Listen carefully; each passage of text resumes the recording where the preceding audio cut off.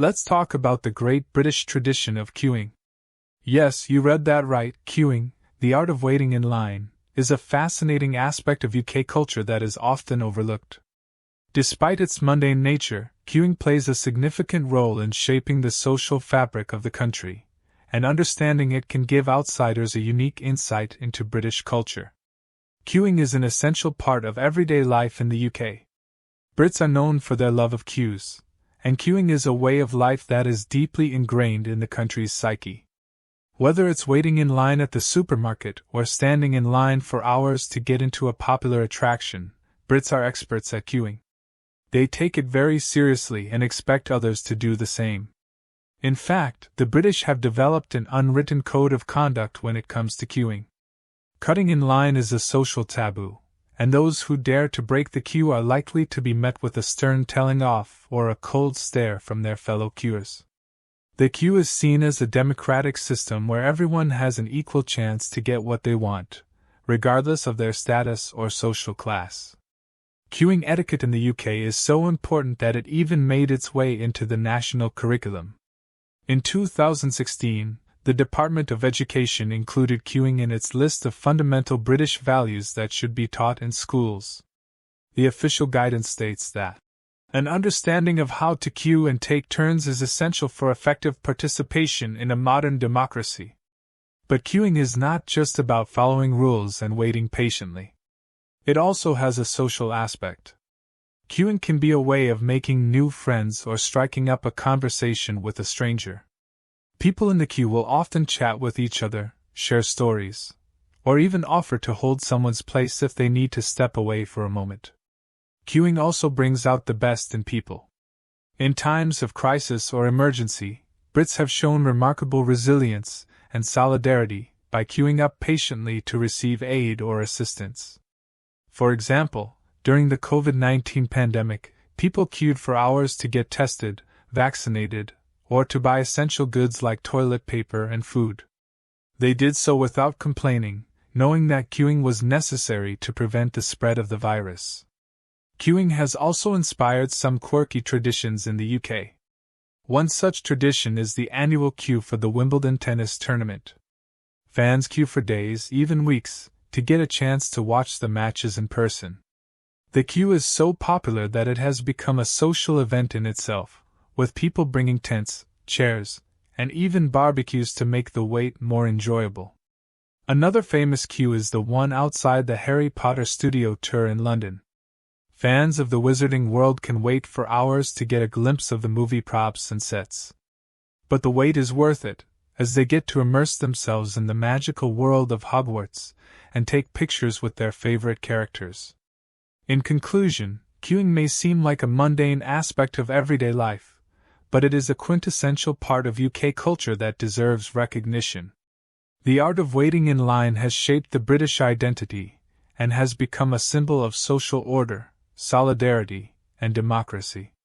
So, next time you visit the UK, embrace the queuing culture, and you may just discover a new way of connecting with the people around you.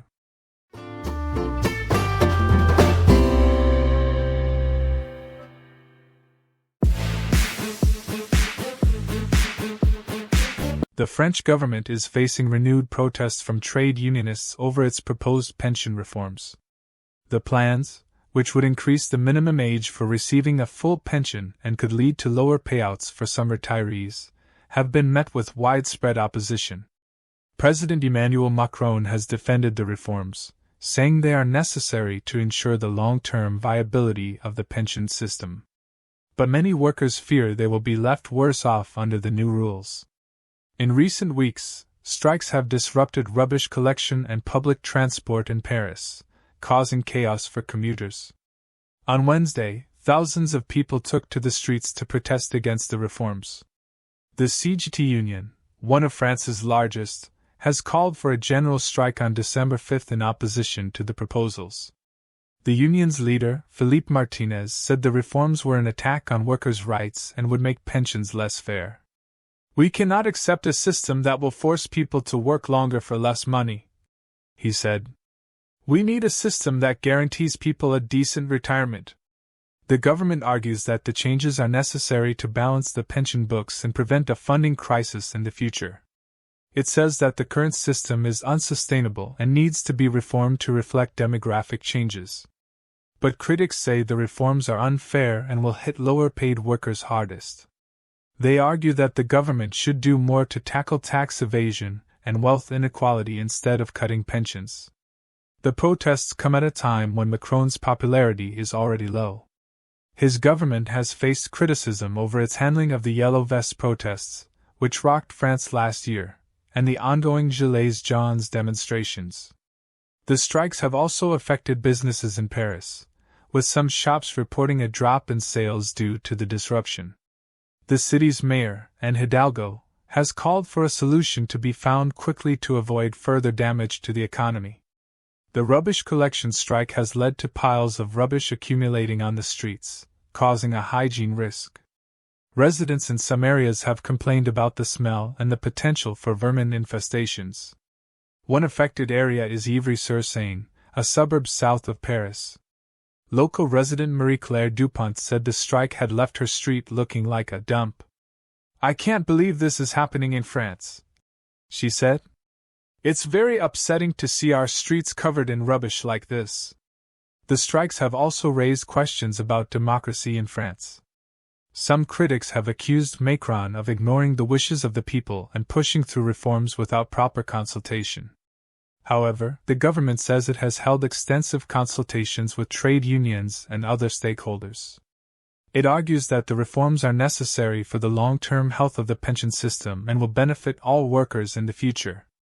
The situation remains tense, with the general strike looming in December. The government has said it is willing to negotiate with the unions but has ruled out any major concessions on the reforms.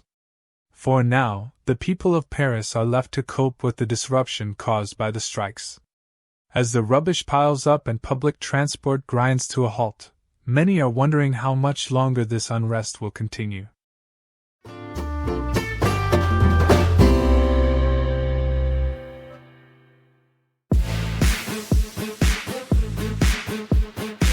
A run-on sentence is when two or more complete sentences are joined together without the right punctuation or connecting words.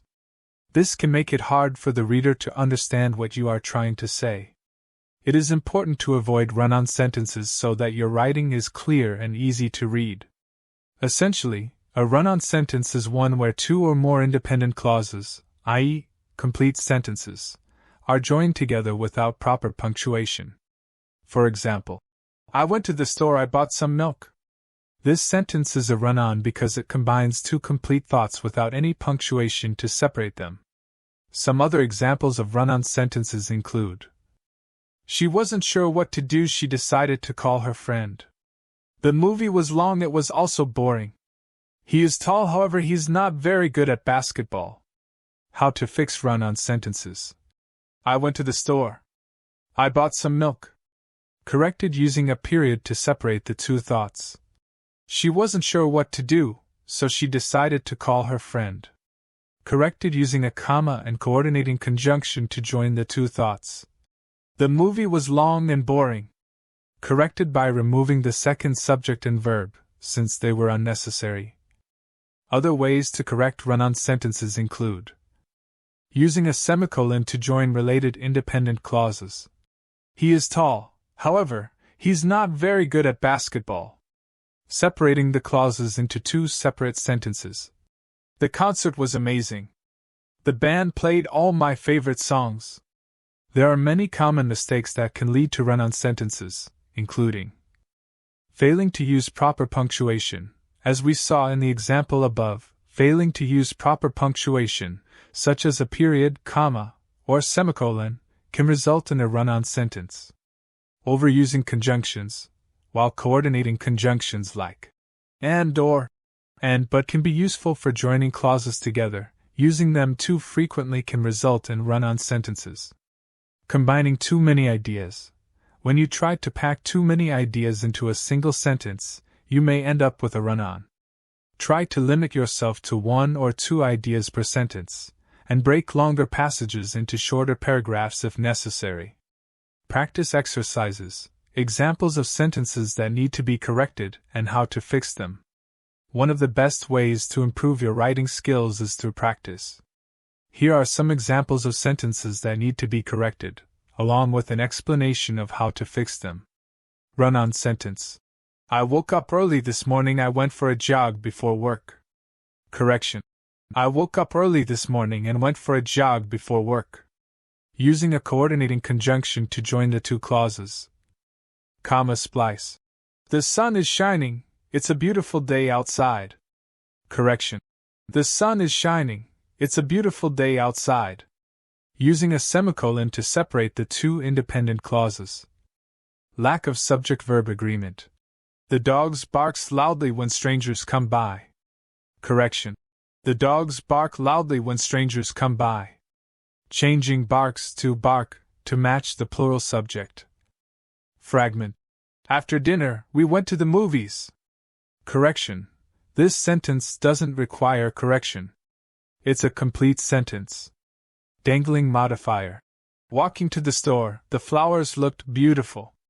Correction. While walking to the store, I saw that the flowers looked beautiful. Adding a subject to the sentence so the modifier has something to modify. By practicing identifying and correcting common errors like run-on sentences, comma splices, and lack of subject-verb agreement, you can become a stronger, more effective writer. We discussed some common mistakes that lead to run-on sentences, including improper punctuation, overuse of conjunctions, and combining too many ideas. We also provided examples of sentences that required correction and explained how to correct them. Remember that improving your writing skills takes practice and patience. Don't be discouraged if you make mistakes along the way. Even experienced writers make errors. The key is to keep practicing and actively seeking out opportunities to improve. Consider working with a tutor, taking a writing course, or joining a writing group to get feedback on your work and learn new techniques. By being mindful of common writing mistakes and dedicating yourself to consistent practice, you can become a more confident and effective writer. Keep at it, and don't forget to celebrate your progress along the way.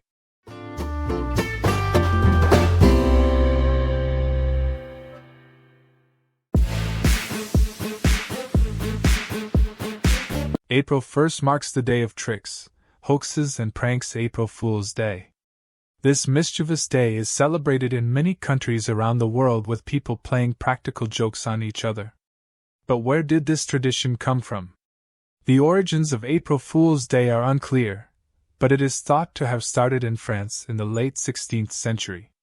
Prior to 1582, the New Year was celebrated on March 25th. However, when the Gregorian calendar was introduced, the New Year was moved to January 1st. Some people continued to celebrate the New Year on April 1st and were called April Fools by those who followed the new calendar. Today, April Fool's Day is seen as a light-hearted holiday, where people play harmless pranks on each other. In France, for example, children try to stick paper fish onto their friends' backs without them noticing. In Scotland, April Fool's Day lasts 2 days and is known as Huntigout Day. This translates to hunt the cuckoo, and involves sending people on wild goose chases or tricking them into performing ridiculous tasks. In recent years, brands have also gotten in on the April Fool's Day fun. Companies such as Google, Burger King, and BMW have created fake products or announced ridiculous initiatives to get people talking.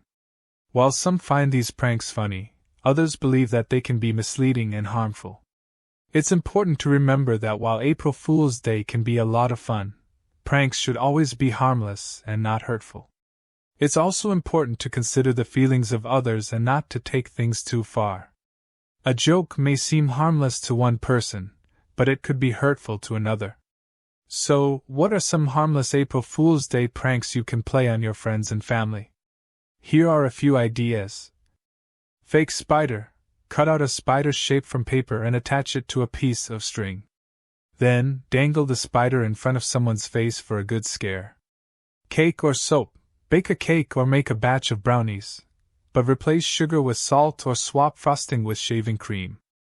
Watch as your unsuspecting victim takes a bite. Sticky note prank. Cover someone's workspace with sticky notes in different colors or write random messages on them. Fake parking ticket. Create a fake parking ticket and place it on someone's windshield. Watch as they panic before they realize it's just a joke. Air horns. Get an air horn and hide it under someone's chair or cushion. When they sit down, the horn will go off and give them a funny shock. Remember, the key to any successful April Fool's Day prank is to make it harmless, funny, and not too over the top.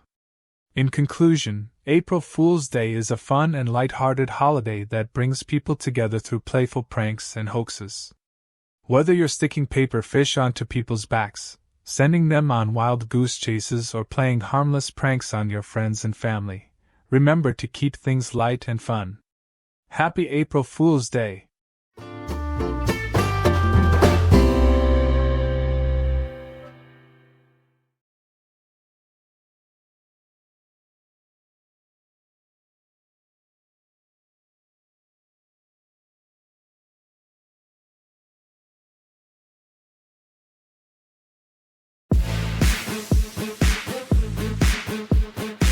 On this day in history, April 4th, back in 1975, Bill Gates and Paul Allen founded Microsoft Corporation.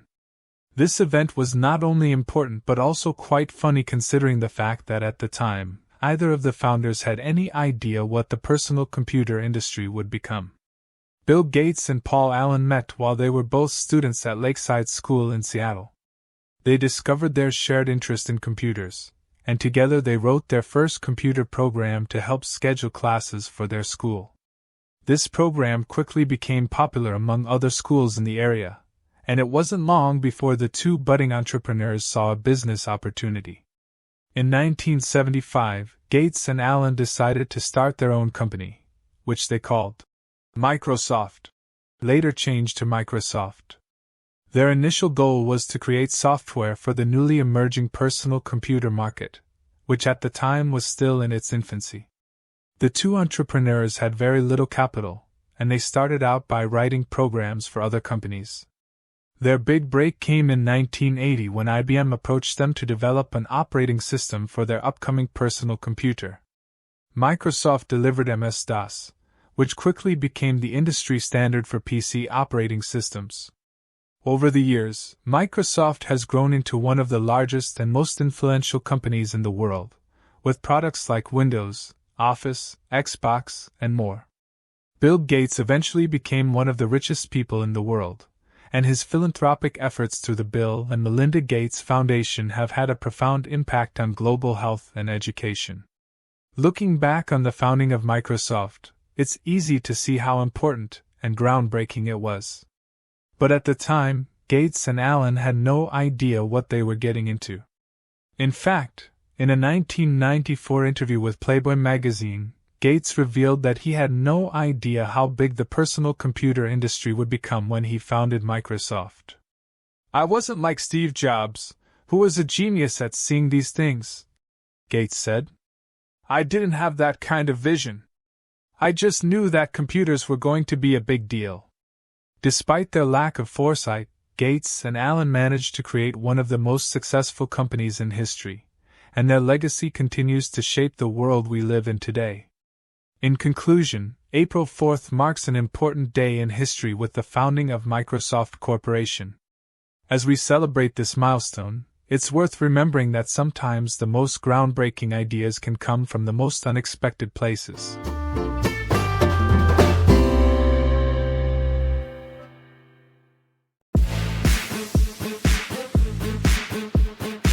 It's a classic joke that has been told for generations. It's so ingrained in our culture that it has become America's favorite joke. You've probably heard it before, but just in case you haven't, here it is. Why did the chicken cross the road? To get to the other side. At first glance, this joke seems simple and straightforward. But when you really think about it, why did the chicken want to get to the other side? Was it just to get to the other side of the road, or was there something more going on? Some people have come up with their own theories as to why the chicken crossed the road. One theory is that the chicken wanted to show off its bravery by facing the dangers of crossing a busy street. Another theory is that the chicken was searching for food or water on the other side. But let's be real, the most likely reason the chicken crossed the road was to get away from Colonel Sanders. Regardless of the true motive behind the chicken's journey, the joke has stood the test of time. It's a joke that can be told in any situation and still get a laugh. Here are some variations of the joke that have been popular over the years. Why did the turkey cross the road? To prove he wasn't a chicken. Why did the cow cross the road? To get to the other side. Why did the duck cross the road? To prove he wasn't a chicken. Why did the frog cross the road? To get to the other side. Get it? Because he's a frog. As you can see, the joke has been adapted to fit various animals, but the punchline always stays the same. It's a simple joke that doesn't require a lot of setup or explanation, which is part of what makes it so appealing. But what if we took the joke in a different direction? What if we asked why other things crossed the road? Here are some possible answers. Why did the IT guy cross the road? To get away from all the people asking for help with their computers. Why did the politician cross the road? To get to the other side of the aisle. Why did the zombie cross the road? To eat the brains on the other side. Why did the ghost cross the road? To get to the Buddha side. As you can see, the joke can be adapted to fit any situation. It's a versatile joke that can be used in many different contexts. In fact, the joke has become so popular that it has even been referenced in movies and TV shows. In the movie Forrest Gump, Forrest tells the joke to a group of soldiers while they're on patrol. In the TV show The Office, Jim Halpert tells the joke to Dwight Schrute in an attempt to distract him from doing work. So why has this joke stood the test of time? Perhaps it's because it's a joke that everyone can understand. No matter who you are or where you come from, you can appreciate the simple humor behind the chicken crossing the road. Or maybe it's because the joke is so absurd that it's funny. After all, why would a chicken cross the road? It's not like there's anything particularly interesting on the other side. But that's part of what makes the joke so great. It takes something as mundane as a chicken crossing the road and turns it into something hilarious. America's favorite joke may be simple, but it's also timeless. It's a joke that has been told for generations, and it will continue to be told for generations to come. So the next time someone asks you why the chicken crossed the road, just remember, it was to get to the other side. And that's all you need to know.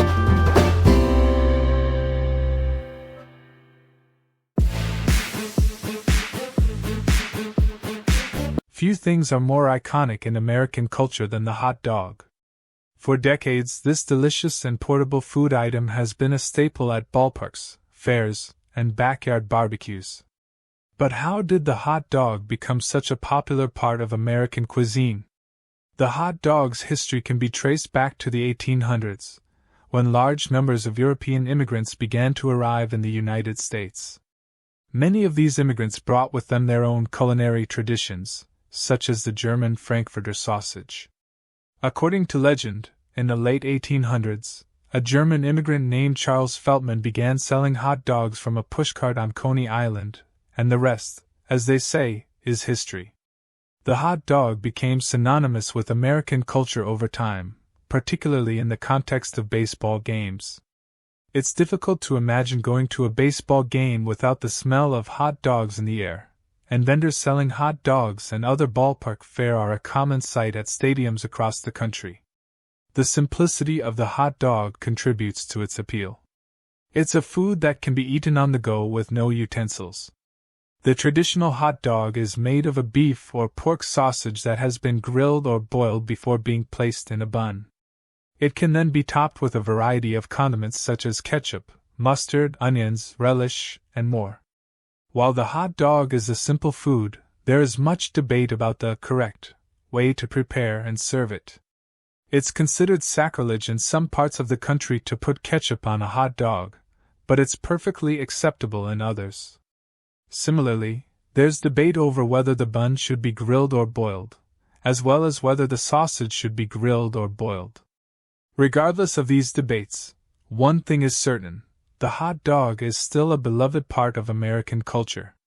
It is a food associated with summer, relaxation, and the simple pleasures of life. It's difficult not to feel a sense of joy and nostalgia while eating a hot dog at a baseball game, a county fair, or a backyard barbecue. Of course, as with any food, the nutritional value of hot dogs should be considered. They're frequently high in sodium and preservatives, and some studies have linked a high intake of processed meats like hot dogs to an increased risk of certain health problems. That being said, if you enjoy hot dogs, there's no need to completely abandon them. Moderation is essential in most aspects of life. To summarize, the hot dog may appear to be a simple food, but it is a complex part of American culture with a rich history and a lot of nuance. It's difficult to deny the allure of this iconic food, whether you like it with ketchup or mustard, grilled or boiled. Take a moment to appreciate the humble hot dog and all that it represents the next time you're at a ball game or a barbecue.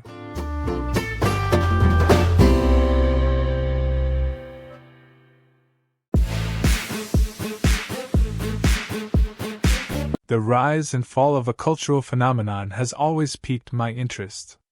It's as if these fleeting moments of mass interest capture our collective imagination before quickly dissipating into the ether. And it appears that Wordle, the world's most popular word-guessing game, has succumbed to this phenomenon. Once upon a time, everyone seemed to be playing Wordle. The addictive nature of the game made it an instant hit with everyone from celebrities to stay-at-home parents. But as with everything else in life, the honeymoon period came to an end. Wordle is now only about a third as popular as it once was, according to recent statistics. This news may come as a surprise to those who were caught up in the Wordlemania frenzy. After all, it wasn't long ago that people would spend hours trying to figure out the secret 5-letter word. However, as Malcolm Gladwell would argue, when it comes to cultural phenomena, this is simply the natural course of events. Perhaps it was inevitable that the initial wave of interest in Wordle would fade. In a world where attention spans are at best fleeting, it's difficult for anything to maintain a long-term hold on the public consciousness.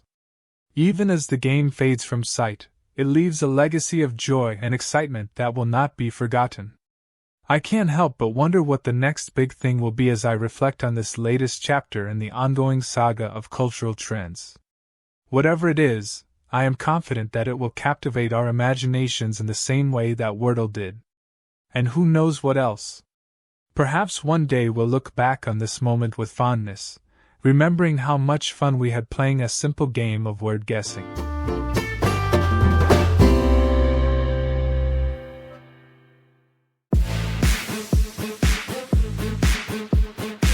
The 1980s were a time of significant cultural and technological change, and nowhere was this more visible than in the world of toys. From the Rubik's Cube to the Cabbage Patch Kids, the decade gave us some of the most iconic toys in history.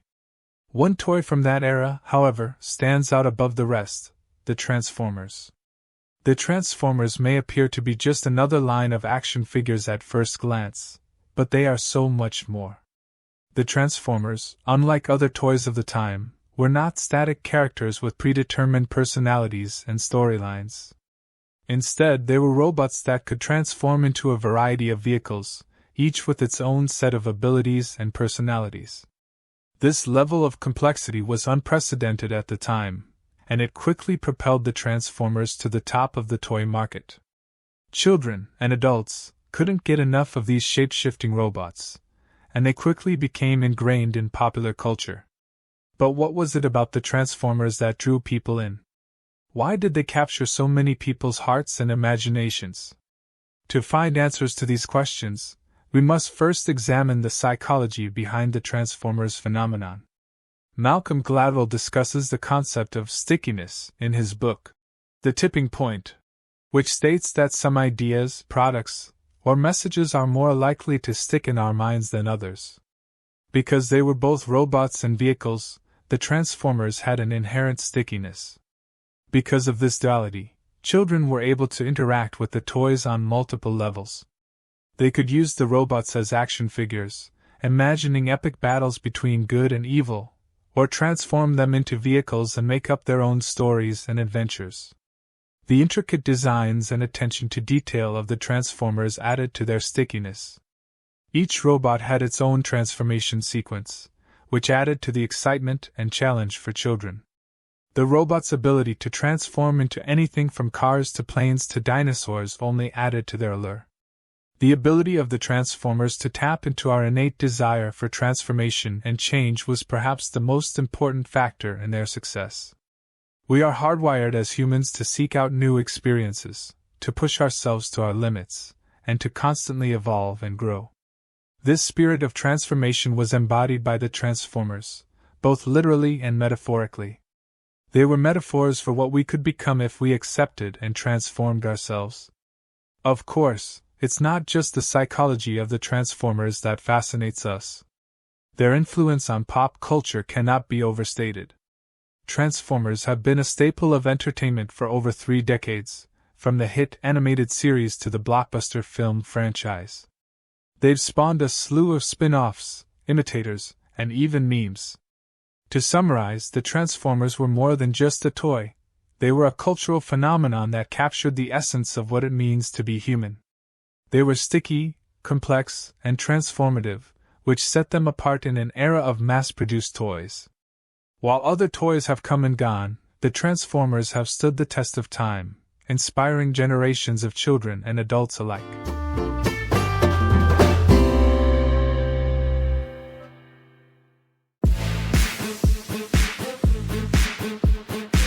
The humble hamburger is one of the most iconic and ubiquitous symbols of American culture. This classic dish can be found on the menu of any fast food restaurant or fine dining establishment. The hamburger originated in the late 19th century, when German immigrants brought their love of ground meat dishes to the United States.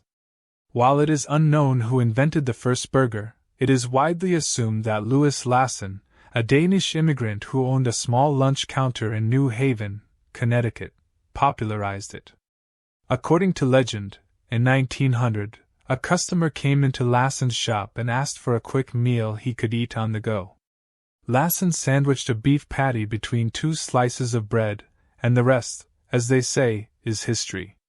The burger was an instant success, and other restaurants across the country soon began serving their own versions. The burger has evolved and taken on many different forms over the years. There's a burger for every taste, from the traditional cheeseburger to the trendy veggie burger. One of the most contentious issues among burger fans is how to cook the patty itself. Is it better to grill, fry, or cook on a flat top? What about the garnishes? Ketchup or mustard? Pickles or lettuce? The options are limitless. Regardless of its variations, one thing remains constant: the burger is a symbol of American culture. It symbolizes our love of convenience, our appetite for indulgence, and our ability to take something simple and turn it into something spectacular. Burgers, however, are more than just a fatty treat. They have also played significant roles in American history and politics. Burgers were a staple food for American soldiers during World War II, who were frequently served them as part of their rations. As returning soldiers craved the taste of home, the dish became even more popular. As families flocked to drive-in restaurants like McDonald's and Burger King for a quick and affordable meal in the 1950s, the burger became a symbol of the American dream. Burgers have recently become a flashpoint in the fight for workers' rights. Many fast food workers have taken to the streets to demand higher wages and better working conditions, citing the fact that the minimum wage they are paid for flipping burgers all day is barely enough to live on. But let's not get too serious, we're talking about burgers after all. One of the best aspects of this classic dish is its adaptability. Depending on your mood and taste preferences, it can be dressed up or down. Are you feeling fancy? Visit a gourmet burger joint and order a truffle-infused patty with foie gras and arugula. Do you want something cheap and greasy? Grab a couple of dollar menu burgers at your local fast food restaurant. There's no denying that the hamburger is ingrained in American culture. Whether we're tailgating at a football game or grabbing a quick lunch during a busy workday, it's a dish that brings us together. And while it may not be the healthiest option available, every now and then you just need to indulge in a guilty pleasure. Take a moment the next time you bite into a juicy burger to appreciate all of the history and culture that has gone into this iconic dish.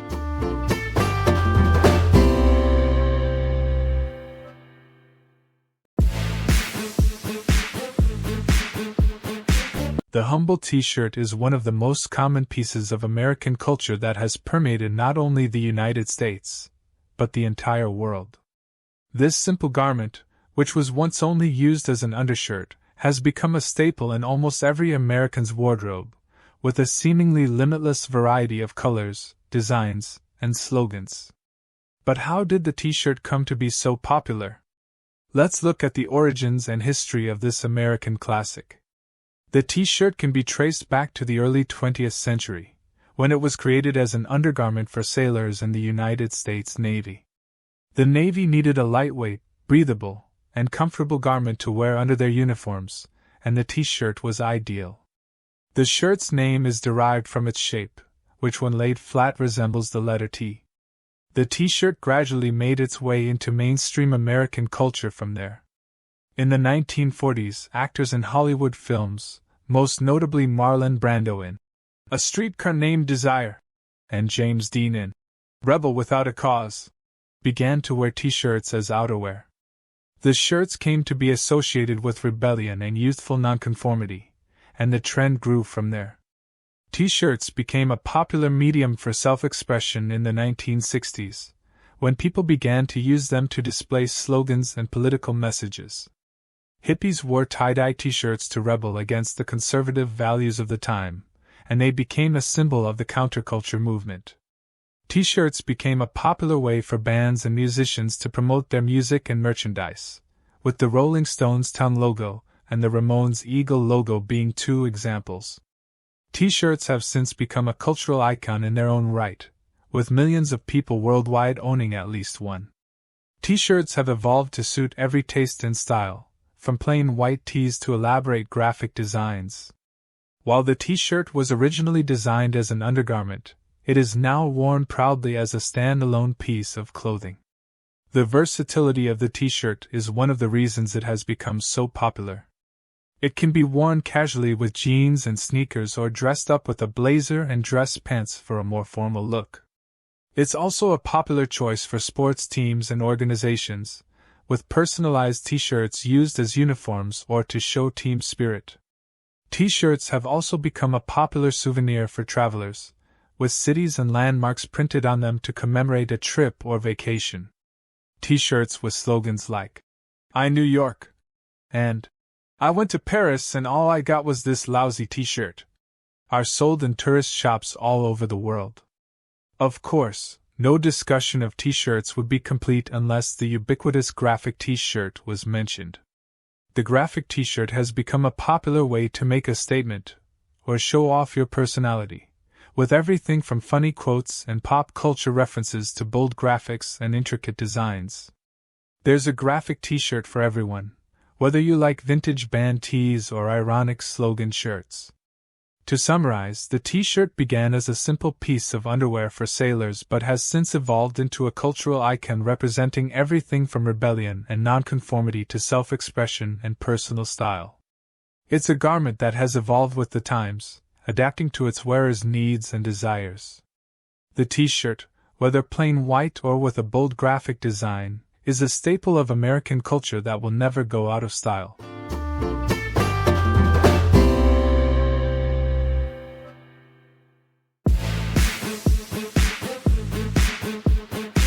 One of the most cherished holidays in American culture is Thanksgiving, and for good cause too. Families and friends join together throughout this season to share food, levity, and love. Every year on the fourth Thursday in November, Americans celebrate Thanksgiving, a holiday that has its roots in early American history when the Pilgrims and Native Americans gathered to commemorate a bountiful harvest. The event has changed over time to become a day when people give thanks for their blessings, spend time with family and friends, and feast on traditional dishes. The turkey is among the most recognizable symbols of Thanksgiving. A Thanksgiving meal wouldn't be complete without a golden brown roasted turkey serving as the centerpiece. Whether it's brining the turkey all night or stuffing it with delectable flavor mixtures, many families have their own unique recipes on how to prepare the turkey. Some people even deep fry their turkeys to get a crispy skin and juicy, delicate meat inside. Moreover, don't overlook the side dishes, which include sweet potato pie, mashed potatoes, green bean casserole, stuffing, and cranberry sauce.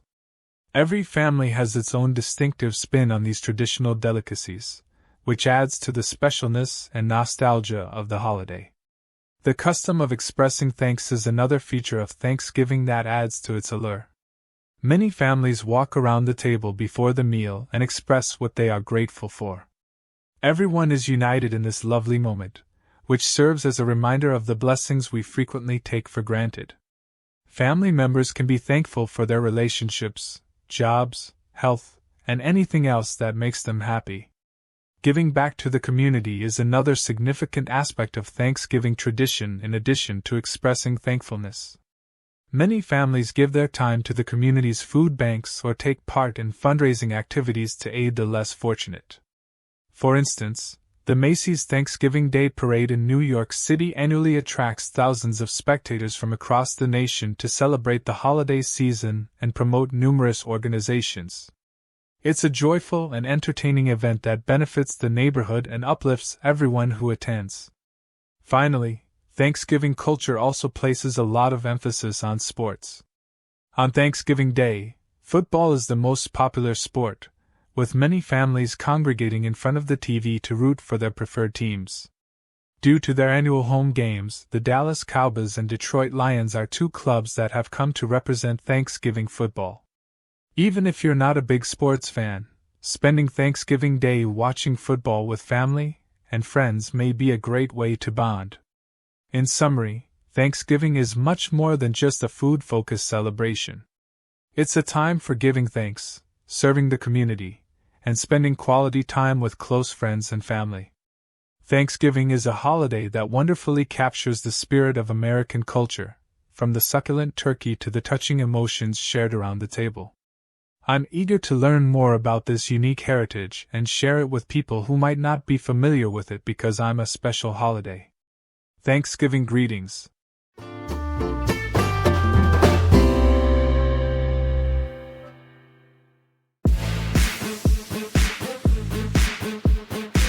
Atta girl, you make me proud. Every new pilot would want to hear these comments from their instructor or mentor.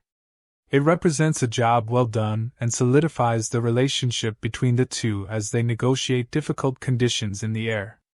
There was a recent event that garnered international attention. Over the radio, a man who was not a pilot assisted a novice pilot with an emergency landing. 2 persons were on board the little plane when the event occurred as it flew over Florida's Everglades. Sydney Morningstar, the pilot, was just approximately 20 hours into her career when the plane's engine failed in the middle of the flight. Any pilot would have been in a terrible scenario like this, much less a newbie. Sydney was being led through it all, though. When he heard the emergency call on his radio scanner, former commercial aircraft pilot Robert Murgatroyd offered to aid. He guided Sydney through each stage of the emergency landing, keeping her composed and concentrated the entire time.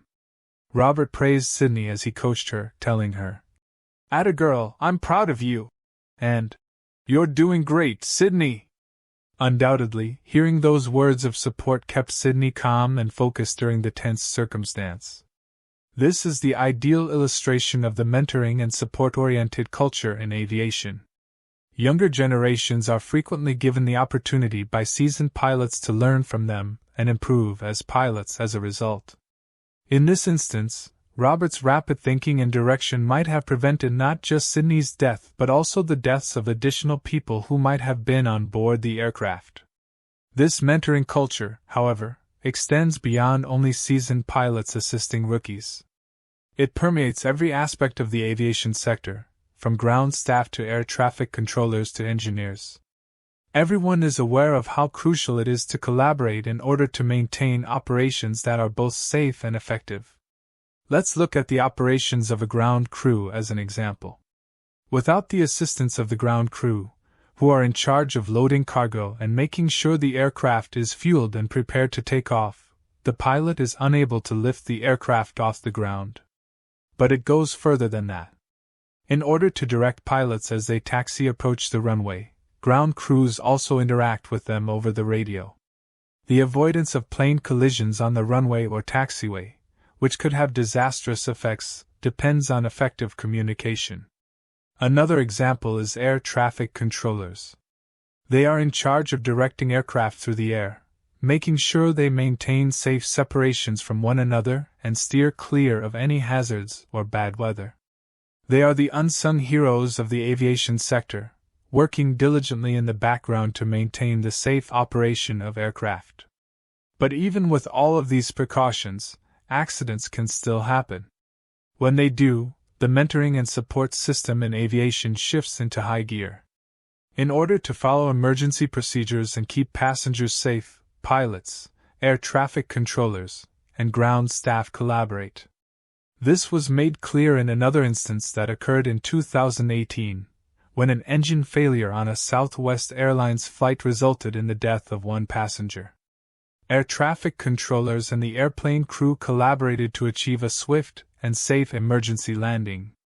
Later, passengers on the flight acknowledged that their survival was largely due to the professionalism and composure of the flight crew and air traffic controllers.